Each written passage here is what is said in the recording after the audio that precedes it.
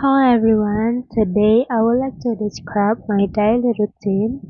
First, I wake up at around 5 a.m. and I prepare myself for the day. And next, I have a breakfast and I check my schedule. Then, I attend the classes, study, or work on my assignments. After that, I usually take a short break and spend some time relaxing. And finally, in the evening, I review my lessons and I prepare for the next day. And I go to the bed around 10 p.m.